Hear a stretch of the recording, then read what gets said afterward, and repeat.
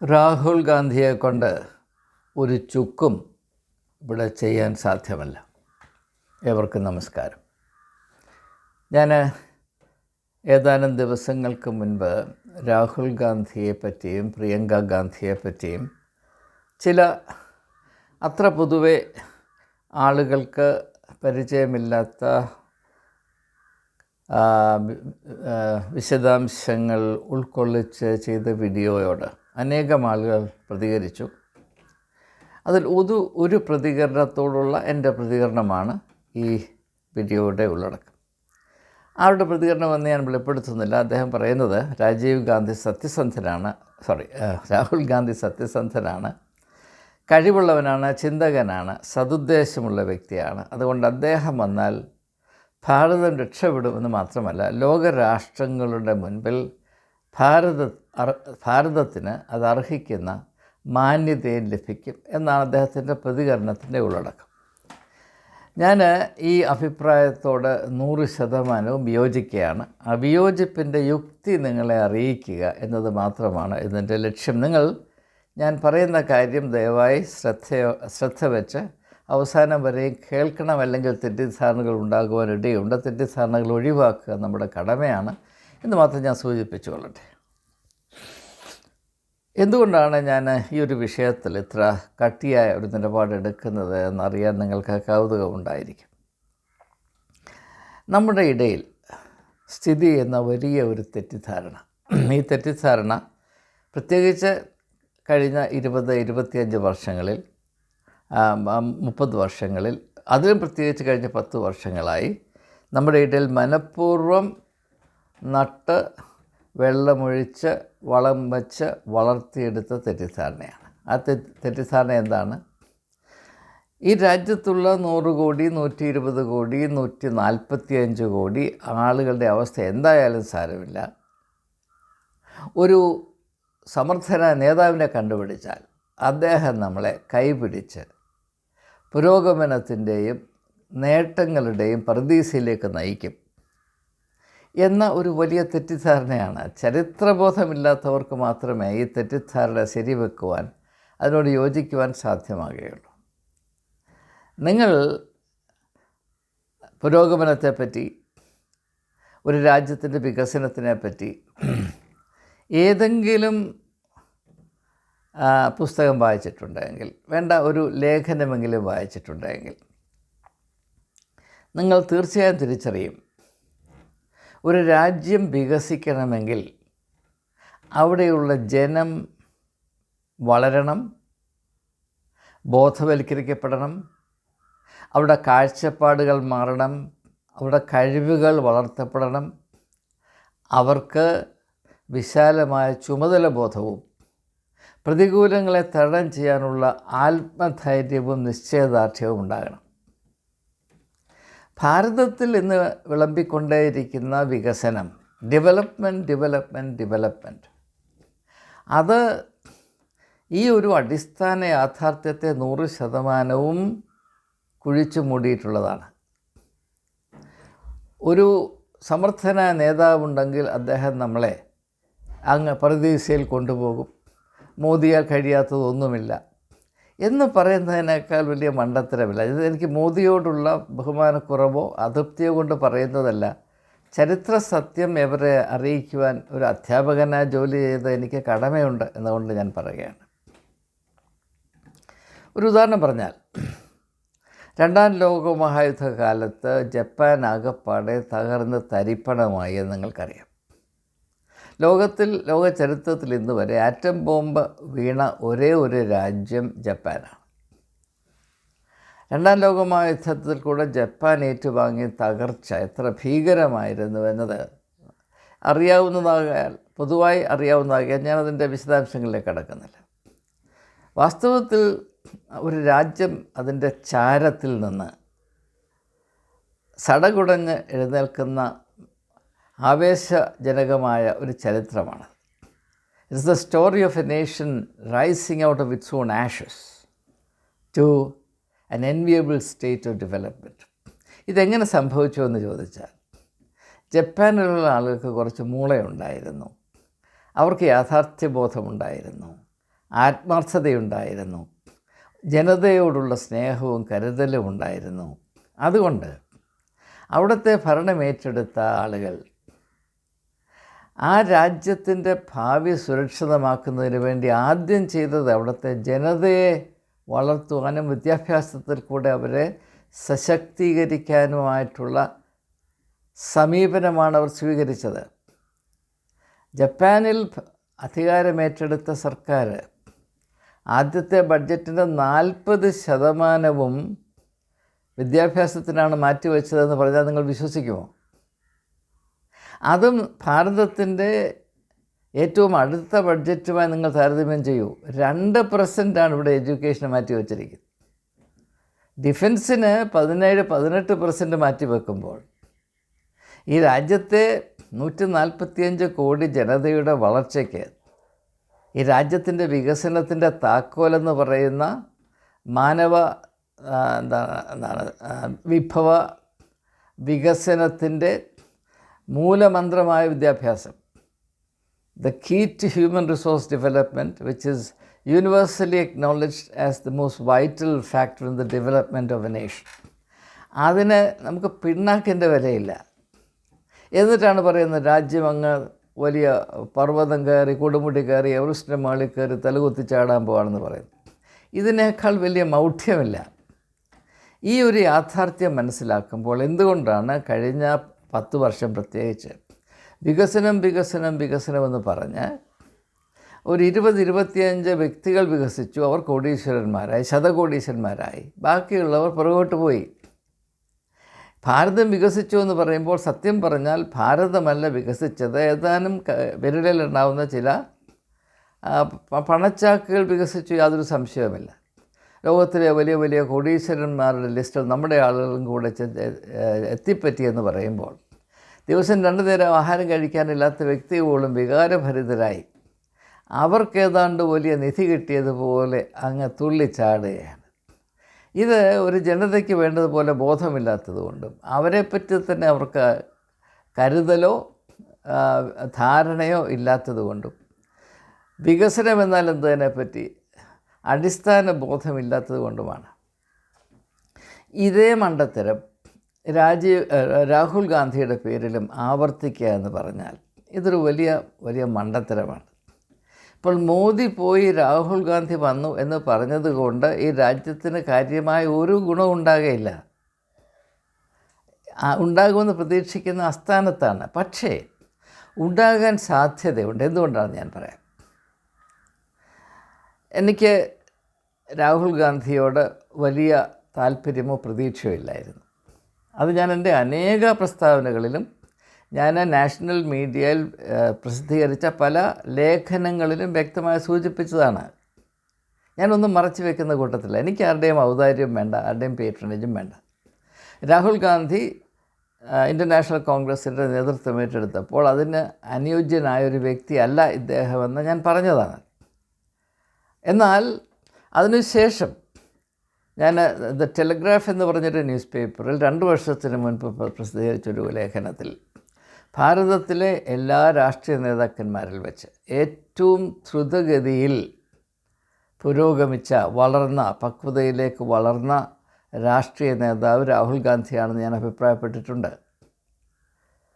The most significantly developed and developing political leader at the national level today is Rahul Gandhi എന്ന് എനിക്ക് പറയാൻ യാതൊരു മടിയുമില്ല. ഒരു കാലത്ത് ഞാൻ അദ്ദേഹത്തിൻ്റെ സാധ്യതകളെ തള്ളിപ്പറഞ്ഞവനെങ്കിലും ഞാൻ പറഞ്ഞത് അസ്ഥാനത്താണെന്ന് തിരിച്ചറിഞ്ഞ നിമിഷത്തിൽ ഞാൻ എന്നെ തന്നെ തിരുത്തുകയുണ്ടായി.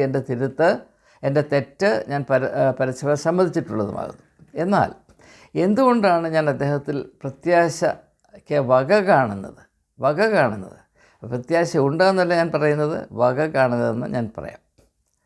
ഒറ്റ ഒരു കാര്യം, ഈ രാജ്യത്തിന് വേണ്ടത് വെറുപ്പിൻ്റെ രാഷ്ട്രീയമല്ല, സ്നേഹത്തിൻ്റെയും സാഹോദര്യത്തിൻ്റെയും സംസ്കാരമാണ് എന്ന് ആ വ്യക്തി പറയുമ്പോൾ അദ്ദേഹത്തെ ശിരസ നമിക്കയല്ലാതെ നിവൃത്തിയില്ല.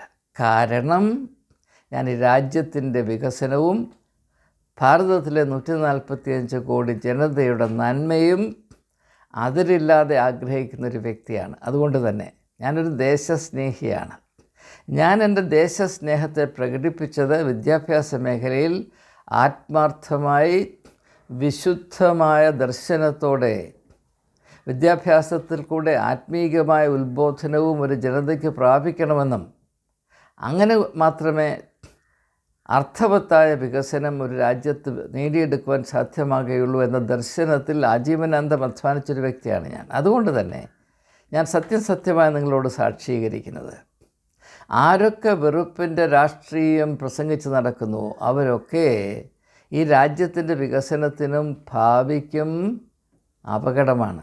കാരണം ലോക ചരിത്രം നിങ്ങൾ 5000 വർഷത്തെ ചരിത്രം പരിശോധിച്ചാൽ വെറുപ്പിൻ്റെ മനഃശാസ്ത്രം കൊണ്ടും വെറുപ്പിൻ്റെ പ്രത്യയശാസ്ത്രം കൊണ്ടും ഏതെങ്കിലും ഒരു രാജ്യത്ത് സ്ഥായിയായ വികസനമോ അവിടുത്തെ ജനങ്ങളുടെ ക്ഷേമമോ പ്രാപിച്ചതായോ നിലനിർത്തിയതായോ യാതൊരു ചരിത്രവും നിങ്ങൾക്ക് കാണുവാൻ കഴിയുകയില്ല. ഏതെല്ലാം രാഷ്ട്രം, ഏതെല്ലാം സമൂഹം, ഏതെല്ലാം ജനം വെറുപ്പ് അവരുടെ പ്രധാനപ്പെട്ട കാഴ്ചപ്പാട് സ്വീകരിച്ചോ അവരെല്ലാം ഏറെ താമസിയാതെ മണ്ണടിഞ്ഞു പോയിട്ടുണ്ട്. അതിൽ നമുക്ക് ഏറ്റവും ഓർമ്മയുള്ളതാണ് പ്രിയങ്കരനായ ഹിറ്റ്ലറിൻ്റെ ഉദാഹരണം. ആ ഒരു നേതൃത്വം മാതൃകയായി സ്വീകരിച്ചുകൊണ്ടാണ് ഭാരതത്തിൽ ഈ വെറുപ്പിൻ്റെ പ്രത്യയശാസ്ത്രം രൂപീകരിച്ചത്. ഹിറ്റ്ലറും മുസോളിനിയുമാണ് സംഘപരിവാർ പ്രത്യയശാസ്ത്രത്തിൻ്റെ തലതൊട്ടപ്പന്മാർ എന്നത് അറിയാൻ വയ്യാത്ത ആരും ഉണ്ടാകുകയില്ല. ഈ അടുത്ത കാലം വരെയും RSS ഓഫീസുകളിൽ ഭിത്തികളിൽ പ്രദർശിപ്പിച്ചിരുന്നത് ഹിറ്റ്ലറിൻ്റെ പടമാണ്.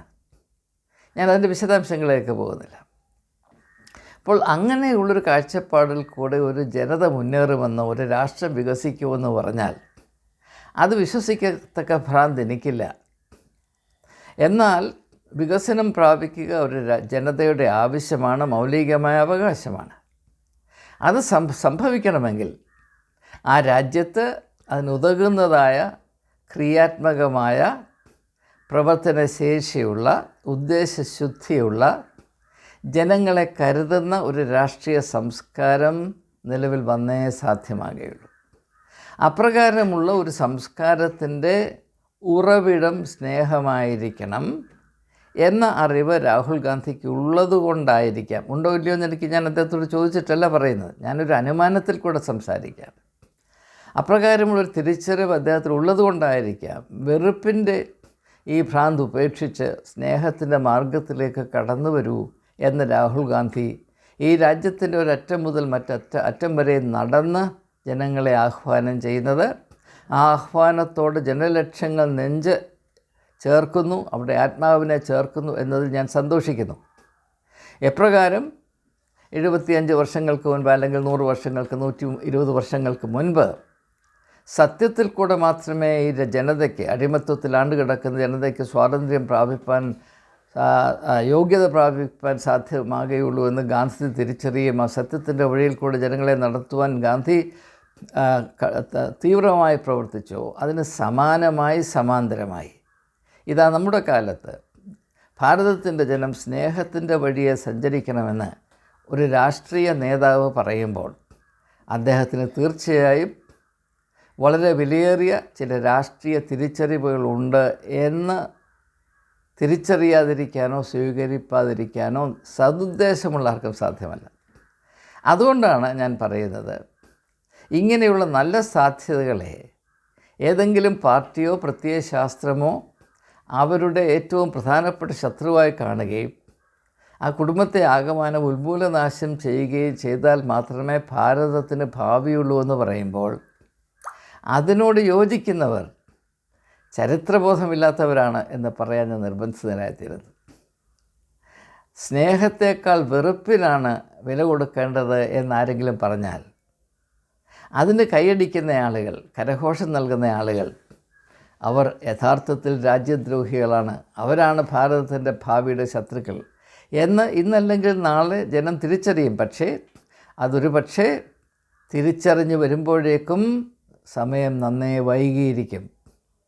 ജനകോടികൾ വലിയ വില കൊടുക്കേണ്ടി വരും എന്ന ഒരു ചിന്താഭാരം കൊണ്ടാണ് രാഷ്ട്രീയമായ വിഷയങ്ങൾ കൈകാര്യം ചെയ്യുവാൻ അല്പം പോലും താല്പര്യമില്ലാഞ്ഞിട്ട് തന്നെ ഈ വിഷയം രാഷ്ട്രീയം മാത്രമല്ല ഇതിൽ ആത്മീയത കൂടെ കലർന്നിരിക്കുന്നു എന്നതുകൊണ്ട് മാത്രം ഞാൻ ഈ വിഷയത്തെ സ്പർശിക്കുവാൻ, ഞാൻ കൈകാര്യം ചെയ്യുന്നില്ല, സ്പർശിക്കുവാൻ മുതിർന്നത് എന്ന സമയത്ത് ഞാൻ സൂചിപ്പിക്കട്ടെ. അതുകൊണ്ട് പ്രിയമുള്ളവരെ, നാം ഏവരും മനസ്സിലാക്കേണ്ടത്, ഭാരതത്തിൻ്റെ ഇന്നത്തെ ഏറ്റവും വലിയ പ്രശ്നം ആര് പ്രൈം മിനിസ്റ്ററാകും. ഇപ്പോൾ എന്തുകൊണ്ട് ജനം ഭാരതത്തിൽ വോട്ട് ചെയ്യണം എന്നതിന് ആകെപ്പാടെയുള്ള ലക്ഷ്യമായി പറയുന്നത് മോദിയെ പ്രൈം മിനിസ്റ്ററാക്കുവാൻ വോട്ട് ചെയ്യണം. നിങ്ങൾ ഒന്ന് ആലോചിച്ച് നോക്കൂ, ഒരു ജനാധിപത്യ രീതിയിൽ ഒരു രാജ്യത്തെ ആളുകൾ മുഴുവനും ഒരു വ്യക്തിക്കാണ് വോട്ട് കൊടുക്കേണ്ടത് എന്ന് പറയുമ്പോൾ അത് ജനാധിപത്യ കണ്ണിൽ കൂടെ നോക്കുമ്പോൾ അതിൽ വലിയ അപാകതയുണ്ട് എന്ന് പോലും ആളുകൾ മനസ്സിലാക്കുന്നില്ല എന്നത് ഞാൻ അത്ഭുതപ്പെടുകയും അല്പം ഭീതി അനുഭവപ്പെടുകയും ചെയ്യുകയാണ്.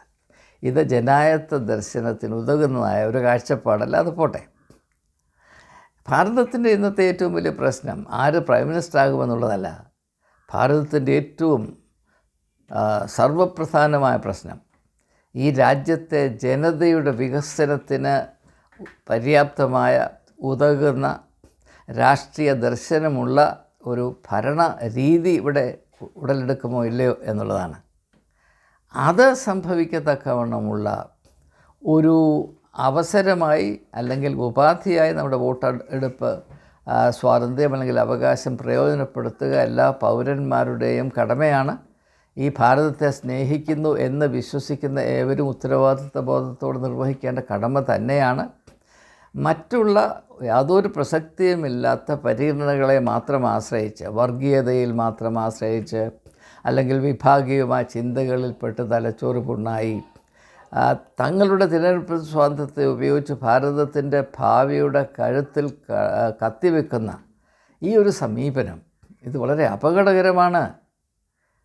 അതുകൊണ്ട് നാം നന്നേ നഷ്ടം സഹിച്ച് കഴിഞ്ഞു എന്നത് തിരിച്ചറിയുവാൻ കഴിയാത്ത വിധത്തിൽ ജനങ്ങളുടെ ബോധം മറയ്ക്കുവാനാണ് വർഗീയമായ കാർഡ് ഉപയോഗിക്കുന്നത് എന്ന വളരെ പ്രകടമായ സത്യമെങ്കിലും ജനം തിരിച്ചറിയും എന്ന ഒരു നേരിയ പ്രതീക്ഷ എനിക്കുണ്ട്. പ്രിയമുള്ളവരെ, ഞാനിത് പറയുമ്പോൾ ഇത് ഇന്നും ഇന്നലെയും എൻ്റെ മനസ്സിൽ ഉദിച്ച ആശയമല്ല. ഞാൻ എന്തുകൊണ്ട് വിദ്യാഭ്യാസത്തിൽ പ്രവേശിച്ചു എന്ന് ഞാൻ മുമ്പ് ഒരിക്കൽ സൂചിപ്പിച്ചിട്ടുള്ളതാണ്.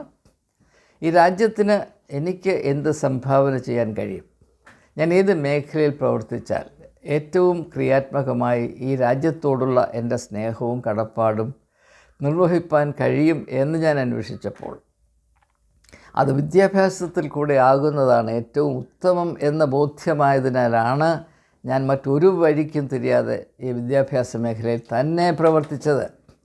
എനിക്ക് മറ്റ് പല ദിശകളിലേക്ക് പോകുവാൻ, സാമ്പത്തികമായി വലിയ വലിയ നേട്ടങ്ങൾ നേടുവാനുള്ള പല സാധ്യതകളും പല കാലങ്ങളിലും പൊന്തി വന്നിരുന്നു. എന്നാൽ അവയിലൊന്നും കടക്കാതെ, പ്രവേശിക്കാതെ വിദ്യാഭ്യാസത്തിൽ തന്നെ ഞാൻ ഉറച്ചു നിന്നത് ഈ വിദ്യാഭ്യാസത്തിൽ കൂടെ മാത്രമേ ഒരു ജനത വികസിക്കുകയുള്ളൂ, അവരുടെ ക്ഷേമം, അവരുടെ ഭാവി സുരക്ഷിതമാക്കുവാൻ സാധ്യമാകുകയുള്ളൂ.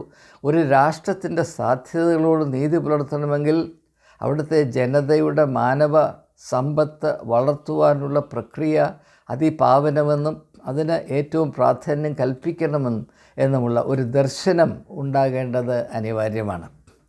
അങ്ങനെ ഞാൻ മനഃപൂർവ്വം 1973 അധ്യാപക വൃത്തി തിരഞ്ഞെടുത്തപ്പോൾ ഏറെ നാളുകൾ കഴിയാതെ എനിക്ക് ബോധ്യമായി, നിലവിലിരിക്കുന്ന ഈ വിദ്യാഭ്യാസ പ്രക്രിയയിൽ കൂടെ നാം ഉദ്ദേശിക്കുന്നത് പോലെ ഒരു ജനത്തിൻ്റെ സമ്പൂർണമായ നാനാവിധമായ ബഹുതല സ്പർശിയായ വികസനം, വ്യക്തിത്വ വികസനം സാധ്യമല്ല. അതിനനിവാര്യമായ ഘടകം ആത്മീയതയാണ്. ഞാൻ മതത്തെപ്പറ്റിയല്ല പറയുന്നത്, എനിക്ക് മതവുമായി ഒരു ബന്ധവുമില്ല. ഞാൻ പുരോഹിതനായി സമ്മതിച്ചു, പക്ഷേ ഞാനത് ഉപേക്ഷിച്ചു, നിങ്ങൾക്കറിയാം. അത് തിരിച്ചറിവിൻ്റെ അടിസ്ഥാനത്തിലാണ്. ഞാൻ വളരെ ആഴത്തിൽ വിശ്വസിക്കുന്ന ഒരു ജനതയുടെ സമ്പൂർണ്ണ വികസനത്തിന്, ബഹുതല സ്പർശിയായ വികസനത്തിന്, ഒരു സമൂഹത്തിൻ്റെ ആരോഗ്യപരമായ വികസനത്തിന് ആത്മീകമായ ഒരു വെളിച്ചം, ഒരു അടിത്തറ ഉണ്ടാകണമെന്നതാണ്. അത് കൊണ്ടുവരുന്നതിന് വേണ്ടിയാണ് വാസ്തവത്തിൽ ഞാൻ ആത്മീകമായ ഒരു ചുമതല കൂടെ സെൻറ്റ് സ്റ്റീഫൻസ് കോളേജിൻ്റെ എൻ്റെ സേവനത്തിൻ്റെ ഉള്ളിൽ സ്വീകരിപ്പാൻ മനസ്സ് കാണിച്ചത്. എനിക്കൊരു പുരോഹിതനായി തീരണമെന്ന് ജീവിതത്തിൽ യാതൊരു താല്പര്യവുമില്ലായിരുന്നു, അങ്ങനെ ഒരു ലക്ഷ്യം എനിക്കില്ലായിരുന്നു. എന്നാൽ ഒരു പ്രത്യേക കാലഘട്ടത്തിൽ ആ ഒരു ചുമതല ഏറ്റെടുക്കേണ്ടി വന്നു. അതിൻ്റെ വിശദാംശങ്ങളിലേക്ക് അതിൽ തന്നെ ഒരു കഥയാണ്. ഞാൻ വിശദാംശങ്ങളിലേക്ക് ഇപ്പോൾ കടക്കുന്നില്ല. ഞാൻ വീണ്ടും എൻ്റെ അടിസ്ഥാന വിശ്വാസ പ്രമാണം ഞാൻ നിങ്ങളെ അറിയിക്കുകയാണ്. ഒരു നേതാവിൽ കൂടെ, ആ നേതാവ് ആരുമായിക്കൊള്ളട്ടെ, മോദി ആയിക്കൊള്ളട്ടെ, രാഹുൽ ഗാന്ധി ആയിക്കൊള്ളട്ടെ, മറ്റാരുമായിക്കൊള്ളട്ടെ, ഒരേ ഒരു നേതാവ് മികച്ചവനാണ്, അവൻ ഉരുക്ക് നേതാവാണ്, അല്ലെങ്കിൽ 56 ഇഞ്ച് നെഞ്ചുണ്ട്, അല്ലെങ്കിൽ ഇരട്ടച്ചങ്കനാണ്, ഇതൊന്നും പറഞ്ഞുകൊണ്ട് ഒരു ജനതയ്ക്ക് ഒരു പ്രയോജനവുമില്ല. ഒരു രാജ്യം വികസിക്കണമെങ്കിൽ, ഒരു സമൂഹത്തിൽ നന്മയും മേന്മയും ഉണ്ടാകണമെങ്കിൽ അവിടുത്തെ ജനം വളരണം, വികസിക്കണം. അങ്ങനെ വികസനം സംഭവിക്കണമെങ്കിൽ അതിന് തക്കതായ വിദ്യാഭ്യാസത്തിൽ കൂടെ മാത്രമേ സാധ്യമാകുകയുള്ളൂ. എന്തുകൊണ്ടാണ്? നിങ്ങൾ ദയവായി ചിന്തിക്കുക. സ്വാതന്ത്ര്യപ്രാപ്തിക്ക് ശേഷം കഴിഞ്ഞ ഏതാണ്ട് 75 വർഷങ്ങളിലായി ഭാരതത്തിൽ എന്തുകൊണ്ടാണ് വിദ്യാഭ്യാസത്തിന് വേണ്ടതുപോലെയുള്ള ഒരു പ്രയോറിറ്റി കൊടുക്കാതിരുന്നത് നിങ്ങൾ മനസ്സിലാക്കണം. എല്ലാവരും വികസനമെന്ന് പറഞ്ഞുകൊണ്ടിരുന്നു. പ്രത്യേകിച്ച് എനിക്ക് പറയാൻ യാതൊരു മടിയുമില്ല, സംഘപരിവാർ നേതൃത്വം നൽകുന്ന, അല്ലെങ്കിൽ BJP നേതൃത്വം നൽകുന്ന ഇപ്പോഴത്തെ ഈ സർക്കാരിന് ഇതിനു മുമ്പുണ്ടായിരുന്ന സർക്കാരുകളിൽ ഉണ്ടായിരുന്ന വിദ്യാഭ്യാസത്തെ പറ്റിയുള്ള വിലമതിപ്പ് പോലും ഇല്ല എന്നതാണ് ഞാൻ മനസ്സിലാക്കുന്നത്. അനുഭവത്തിൽ കൂടെ ഞാൻ മനസ്സിലാക്കുന്നത്. അതേ സർക്കാരാണ്, അതിൻ്റെ ചുക്കാൻ പിടിക്കുന്ന ആളുകളാണ് വികസനം വിറ്റ് വിളമ്പി ഇങ്ങനെ നടക്കുന്നത്.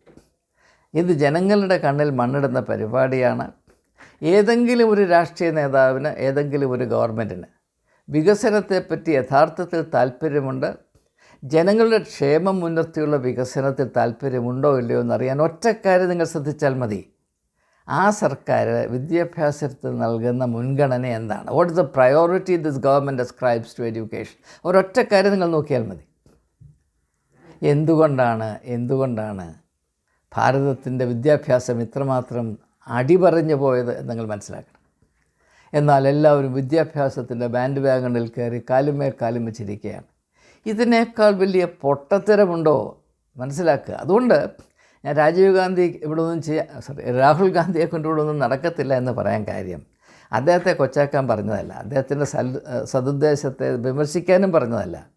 നമ്മുടെ ഇടയിൽ സ്ഥിതി ചെയ്യുന്ന ഈ ഒരു വലിയ അന്ധവിശ്വാസം, ഈ വലിയ മാരകമായ മണ്ടത്തരം, ഇത് നാം തിരിച്ചറിയുക. ഒറ്റ വ്യക്തി വിചാരിച്ചാൽ ഈ രാജ്യത്തെ 145 കോടി ആളുകളെ, ഇടയനാടുകളെ പുറകെ നട്ടിച്ചുകൊണ്ട് മുമ്പോട്ട് കൊണ്ടുപോകുന്ന പോലെ വികസനത്തിലേക്ക് നയിക്കാമെന്ന് പറയുന്നത് മൃഗങ്ങൾക്ക് പോലും സ്വീകാര്യമല്ലാത്ത പൊട്ടത്തരമാണ്. അങ്ങനെ സംഭവിച്ചിട്ടില്ല, സംഭവിക്കുകയുമില്ല. വികസനം എന്ന് പറയുന്നത് ഒരു രാജ്യത്തെ എല്ലാ വ്യക്തികളും, അവരെ നയിക്കുന്ന സർക്കാരും ഒരുമിച്ച് ഒരേ തട്ടത്തിൽ നിന്ന് ഒരേ ലക്ഷ്യത്തോടുകൂടെ ഒരേ ദർശനത്തിൽ അധ്വാനിക്കുമ്പോൾ, അങ്ങനെ അധ്വാനിക്കാൻ തക്കതായ ഒരു സാമൂഹ്യ, സാമ്പത്തിക, രാഷ്ട്രീയ, ഭരണ സംസ്കാരം ആവിഷ്കരിക്കുവാൻ പര്യാപ്തമായ ഒരു നേതൃത്വത്തിന് വിലയുണ്ടില്ലെന്ന് ഞാൻ പറയുന്നില്ല. എല്ലാവരെയും, ഈ രാജ്യത്തെ കുഞ്ഞുകുട്ടി, വയോധിക, ആബാലവൃദ്ധം ആളുകളെ ആരെയും ഒഴിച്ചു നിർത്താതെ എല്ലാവരെയും ഒന്നുപോലെ കോർത്തിണക്കിക്കൊണ്ട് ഈ രാജ്യത്തിൽ മറഞ്ഞിരിക്കുന്ന അത്ഭുതകരമായ മാനവശേഷി സമ്പത്ത്, അതിൻ്റെ പൂർണ്ണത ഈ രാഷ്ട്ര നിർമ്മാണത്തിലേക്ക് കൊണ്ടുവരത്തക്കവണ്ണം സക്രിയമായ, ക്രിയാത്മകമായ, സർഗാത്മകതയുള്ള, വിവേചനത്തിൻ്റെ വിഷം തൊട്ട് തേച്ചിട്ടില്ലാത്ത, വിഭാഗീയ ചിന്തകൾ ശിഥിലീകരിക്കാത്ത, വെറുപ്പ് അലങ്കോലപ്പെടുത്താത്ത ഒരു കാഴ്ചപ്പാട്, അത് രാജ്യത്തിൽ മുഴുവനും പ്രാബല്യത്തിൽ കൊണ്ടുവരിക എന്നതായിരിക്കണം നമ്മുടെ ഏറ്റവും പ്രാഥമികമായ നടപടി. അതിലേക്ക് അല്പം പോലും താല്പര്യം കാണിക്കാത്ത ആളുകൾ, വെറുപ്പും വിദ്വേഷവും മാത്രം വിളമ്പി നടക്കുന്ന ആളുകൾ ഈ രാജ്യത്തെ വികസനത്തിൻ്റെ പ്രതീക്ഷയിൽ കൊണ്ടുപോകാമെന്ന് പറഞ്ഞാൽ അത് വിശ്വസിക്കണമെങ്കിൽ തക്കതായ ഭ്രാന്തുണ്ടാകണം എന്ന് മാത്രമേ എനിക്ക് പറയാനുള്ളൂ. അതുകൊണ്ട് ഞാൻ വീണ്ടും പറയുന്നു, രാഹുൽ ഗാന്ധി എന്ന് പറയുന്നൊരു വ്യക്തി, അദ്ദേഹം എത്രമാത്രം സതുദ്ദേശമുള്ള ആളാണെങ്കിലും ഇവിടെ ഒന്നും അദ്ദേഹത്തെ കൊണ്ട് ചെയ്യാൻ സാധ്യമല്ല. എന്നാൽ അദ്ദേഹം വെറുപ്പിലല്ല, സ്നേഹത്തിലാണ്, അനുകമ്പയിലാണ്, സഹകരണത്തിലാണ് വിശ്വസിക്കുന്നത് എന്നതുകൊണ്ട് അദ്ദേഹം ഭാരതം ചില ആളുകളുടെ മാത്രമല്ല, ഇവിടെ പട്ടിണിയും ദാരിദ്ര്യം അനുഭവിക്കുന്ന ആളുകൾക്കും മുഖ്യധാരയിൽ നിന്ന് ഒഴിച്ചു മാറ്റപ്പെട്ട് വച്ചിരിക്കുന്ന ആളുകൾക്കും ഇതിൽ പ്രസക്തിയും പങ്കുമുണ്ട് എന്ന് വിശ്വസിക്കുന്ന ഒരു കാഴ്ചപ്പാടുള്ളതുകൊണ്ടും അദ്ദേഹം വിചാരിച്ചാൽ, മനസ്സ് വെച്ചാൽ ഈ പുരോഗമനം എന്ന പ്രക്രിയ ചരിത്രപരമായി മനസ്സിലാക്കാനുള്ള കഴിവ് അദ്ദേഹത്തിനുണ്ടെങ്കിൽ അപ്രകാരമുള്ള ഒരു കർമ്മ പദ്ധതി ആവിഷ്കരിച്ചാൽ ഭാരതം വികസനത്തിൻ്റെ ദിശയിലേക്ക് തിരിയുവാൻ സാധ്യതയുണ്ട്. ഈ സമയത്ത് 2000-ൽ, അതായത് 24 വർഷങ്ങൾക്ക് മുൻപ്, അന്നത്തെ പ്രൈം മിനിസ്റ്ററായിരുന്ന അടൽ ബിഹാരി വാജ്പേയി അദ്ദേഹത്തെ വ്യക്തിപരമായി സന്ദർശിക്കാനും അദ്ദേഹത്തോട് സംവാദിക്കാനും എനിക്ക് ഇടയായിട്ടുണ്ട്. ഞാൻ അദ്ദേഹത്തെ വളരെയധികം ബഹുമാനിക്കുന്നൊരു വ്യക്തി തന്നെയാണ്, യാതൊരു സംശയവുമില്ല. അദ്ദേഹം ഡിസംബർ 31 കേരളത്തിൽ വന്ന് കുമരകം റിസോർട്ടിൽ താമസിച്ച് അവിടെ നിന്ന് എഴുതിയ ഒരു ലേഖനമുണ്ട്. അതിൽ അദ്ദേഹം പറയുന്നത്, ഭാരതത്തിൻ്റെ ഏറ്റവും പ്രധാനപ്പെട്ട ആവശ്യം ഇവിടെ ഒരു തൊഴിൽ സംസ്കാരം ഉണ്ടാകണമെന്നുള്ളതാണ്. എ റോബസ്റ്റ് വർക്ക് കൾച്ചർ എന്നാണ്. ഞാൻ 100% അവനോട് യോജിക്കുകയാണ്. എന്നാൽ എന്തുകൊണ്ടാണ് ഭാരതത്തിൽ ഇപ്രകാരമുള്ള ഒരു ആരോഗ്യമുള്ള, ചോരത്തിളപ്പുള്ളൊരു തൊഴിൽ സംസ്കാരം ഇതുവരെ ഉണ്ടാക്കുവാൻ ആരും തുനിയാഞ്ഞത്, അല്ലെങ്കിൽ ആർക്കും കഴിയാതിരുന്നത് എന്നതിനെപ്പറ്റി വേണ്ട ഒരു വിശ്ലേഷണം നടത്തുവാൻ അടൽ ബിഹാരി വാജ്പേയി കൂട്ടാക്കിയില്ല. അത് നമ്മുടെ ഓരോരുത്തരുടെയും കടമയാണ്. പ്രിയമുള്ളവരെ, വെറുപ്പിൻ്റെയും വിദ്വേഷത്തിൻ്റെയും സാഹചര്യത്തിൽ അങ്ങനെ സകാരാത്മകമായ ഒരു തൊഴിൽ സംസ്കാരം ഉണ്ടാകുവാൻ സാധ്യമല്ല എന്ന് ആരും നിങ്ങളെ പറഞ്ഞ് പഠിപ്പിക്കേണ്ട കാര്യമില്ല. ഉള്ളതും കൂടെ ഇല്ലാതാക്കുവാൻ, നശിപ്പിക്കാൻ മാത്രമേ ഈ ഒരു സമീപനത്തിന്, കാഴ്ചപ്പാടിന്, ഈ മനോരോഗത്തിന് കഴിയുകയുള്ളൂ എന്നത് നിങ്ങൾക്ക് തിരിച്ചറിയുവാൻ എളുപ്പമാണ്. അതുകൊണ്ട് തന്നെ ഇപ്പോൾ നമ്മുടെ ഇടയിൽ നടമാടുന്ന ഈ കുപ്രചരണങ്ങൾ മനുഷ്യരെ വഴിതെറ്റിക്കുവാനും അവരെ കൊണ്ട് അവരുടെ തന്നെ ഭാവി നശിപ്പിക്കാനുമുള്ള ഇപ്രകാരമുള്ള പ്രചരണങ്ങൾ, അവരുടെ തിരഞ്ഞെടുപ്പ് സ്വാതന്ത്ര്യം ഉപയോഗിച്ച് അവർക്ക് നഷ്ടം വരത്തക്ക വിധത്തിലുള്ള സംവിധാനം ഉണ്ടാക്കാനുള്ള ഈ വലിയ തന്ത്രങ്ങൾ, ഇവയൊക്കെ തിരിച്ചറിയേണ്ട ആവശ്യമുണ്ട്. ഒരു നേതാവിനും ജനങ്ങളെ വികസിപ്പിക്കുവാൻ താല്പര്യമില്ലാത്ത, ജനങ്ങളെ സശക്തീകരിക്കുവാൻ താല്പര്യമില്ലാത്ത ഒരു നേതാവിനും ഈ രാജ്യത്തോട് നീതി പാലിപ്പാനോ ഈ രാജ്യത്തിൻ്റെ ഭാവി ഭാസുരമാക്കുവാനോ സാധ്യമല്ല. ഇവിടെ ഒരു ഉദാഹരണം കൂടെ പറഞ്ഞിട്ട് ഞാൻ നിർത്താൻ പോവുകയാണ്. നമുക്ക് എന്നെ സംബന്ധിച്ചിടത്തോളം രാഷ്ട്രീയമാണെങ്കിലും ആത്മീയമാണെങ്കിലും എൻ്റെ മാതൃക യേശുവാണ്. യേശു എന്താണ് പറഞ്ഞത്? ഞാൻ പോകുന്നത് നിങ്ങൾക്ക് നന്ന്. അങ്ങനെ പറയുന്ന ഒരു രാഷ്ട്രീയ നേതാവ് ഞങ്ങൾക്ക് കാണിക്കാമോ? ഞാൻ പോയാൽ നിങ്ങൾ നശിച്ചു പോകുമെന്ന് പറയുന്നവരല്ലേ ഇപ്പോൾ? അല്ലാതെ പറയും ആരെങ്കിലും എന്തുകൊണ്ടാണ് യേശു പറയുന്നത് ഞാൻ പോകുന്നത് നിങ്ങൾക്ക് നന്ന്? അത് ഒരു ജനതയുടെ വികസനത്തിൻ്റെ മർമ്മമാണ്. ഒരു ജനത വികസിക്കണമെങ്കിൽ അവരെ വികസനത്തിൻ്റെ ദിശയിലേക്ക് തിരിച്ചുവിടാൻ ഒരു നേതാവ് വേണം. പക്ഷേ ആ നേതാവിനെ ആശ്രയിക്കുന്ന മനോഭാവം ആ ജനത ആർജിച്ചാൽ അവരുടെ വികസനം അതോടുകൂടെ തീരും. ഒരു ജനത വികസിക്കുന്നോ ഇല്ലയോ എന്നതിൻ്റെ ആധികാരികമായ തെളിവെന്താണ്? വികസനം പറഞ്ഞു നടക്കുന്ന നേതാവിനെ അവർക്ക് ആവശ്യമില്ലാതെ വരുന്നു എന്നുള്ളതാണ്. അതിൻ്റെ ഉദാഹരണം പറഞ്ഞാൽ, ഇപ്പോൾ നിങ്ങളൊരു അപകടത്തിൽ, അല്ലെങ്കിൽ ഞാനൊരു അപകടത്തിൽപ്പെട്ടു, ഒരു കാല് പ്ലാസ്റ്റർ ഇട്ടിരിക്കുകയാണ്. അപ്പോൾ അത് നടക്കുന്നതിന് വേണ്ടി ഊന്നുവടിയും കൊണ്ട്, ക്രച്ചും കൊണ്ട് ഞാൻ നടക്കും. 6 ആഴ്ച കഴിയുമ്പോൾ ഈ പ്ലാസ്റ്റർ എടുത്ത് കഴിയുമ്പോൾ എൻ്റെ കാല് ശരിയായി. അപ്പോൾ അതുവരെ എനിക്ക് സഹായമായിരുന്ന ക്രച്ച്, 2 ക്രച്ചുണ്ടല്ലേ, അത് ഉപേക്ഷിക്കേണ്ടി വരുമ്പോഴാണ് ഞാൻ യഥാർത്ഥത്തിൽ സൗഖ്യം പ്രാപിച്ചു എന്ന തെളിവുണ്ടാകുന്നത്. അത് തന്നെ ഇവിടെയും പ്രസക്തമാണ്. ആജീവനാന്തം ഒരു ജനത ഒരാളിൽ മാത്രം ആശ്രയിച്ച് നിൽക്കണം. ഇന്ദിരാഗാന്ധിയും കാണിച്ച മണ്ടത്തരം ഇതാണ്. ആ മണ്ടത്തരം ഇപ്പോൾ ആവർത്തിക്കപ്പെടുകയാണ്. ഈ അപരാധം ഇന്ദിരാഗാന്ധി കാണിച്ചാലും, മോദി കാണിച്ചാലും, രാഹുൽ ഗാന്ധി കാണിച്ചാലും, ആര് കാണിച്ചാലും അപരാധം തന്നെയാണ്. അല്ലാതെ ഇന്നയാൾ കാണിച്ചാൽ ശരി മറ്റൊരാൾ കാണിച്ചാൽ തെറ്റുവാണെന്ന് പറയുന്ന സംസ്കാരം എനിക്കില്ല. ഏതെങ്കിലും ഒരു ജനതയുടെ ഉള്ളിൽ ആശ്രയബോധത്തിൻ്റെ മനഃശാസ്ത്രം, സൈക്കോളജി ഓഫ് ഡിപ്പെൻഡൻസ് കുത്തിച്ചെലുത്തിയോ ആ ജനത അധപ്പതിക്കും നിശ്ചയം.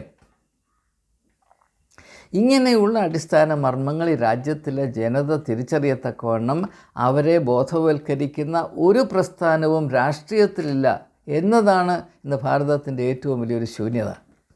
കോൺഗ്രസ് പാർട്ടി പോലും അതിന് തുനിയുന്നില്ല. എന്നാൽ ഒരു വ്യക്തി എന്ന നിലയിൽ രാഹുൽ ഗാന്ധി അതിനുവേണ്ടി ശ്രമിക്കുന്നു. എന്നാൽ പ്രകടമായ സത്യം, ഈ ഒരു വലിയ പ്രയത്നത്തിൽ അദ്ദേഹം ഏകനാണ്. കോൺഗ്രസ് പാർട്ടി പോലും വേണ്ടതുപോലെ അദ്ദേഹത്തെ ഇതിൽ സഹായിക്കുന്നില്ല. എന്നാൽ സാധാരണ ആളുകൾ ഈ ഒരു സമീപനത്തിൻ്റെ മൂല്യം, അതിൻ്റെ പ്രസക്തി, അതിൻ്റെ ആവശ്യകത മനസ്സിലാക്കി ആവേശത്തോടുകൂടെ രാഹുൽ ഗാന്ധിയുടെ ഈ ഒരു ഇനീഷ്യേറ്റീവിനോട് സഹകരിക്കുന്നു എന്നത് പ്രത്യാശയ്ക്ക് വഴിയൊരുക്കുന്നതാണ്. ഏതായാലും എൻ്റെ വാക്കുകൾ ദീർഘിപ്പിക്കുന്നില്ല. ഞാൻ ആദ്യം പറഞ്ഞത് മൂന്നാമതും ആവർത്തിക്കുന്നു. രാഹുൽ ഗാന്ധിയെ കൊണ്ട് ഇവിടെ ചുക്കും ചെയ്യാനൊക്കത്തില്ല. ജനത വളർന്നില്ല എങ്കിൽ അവരുടെ വികസനത്തിൻ്റെയും അവരുടെ ഭാവി നന്മയുടെയും ചുമതല ഏറ്റെടുക്കുവാനുള്ള പക്വതയും കഴിവും ആർജിക്കുവാൻ കൂട്ടാക്കുന്നില്ല എങ്കിൽ അവർക്ക് വികസനത്തിന് അർഹതയില്ല. ആരുടെയോ കയ്യിൽ നിന്ന് പ്രാപിക്കേണ്ട നക്കാപ്പിച്ച അല്ല നിങ്ങളുടെ വികസനം.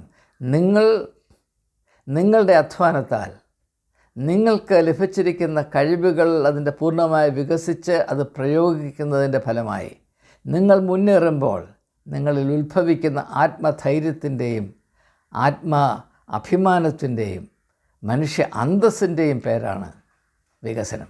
അപ്രകാരമുള്ള വികസനത്തിലേക്ക് ഏവരെയും സ്വാഗതം ചെയ്തുകൊണ്ട് വാക്കുകൾ ഉപസംഹരിക്കുന്നു. നന്ദി, നമസ്കാരം.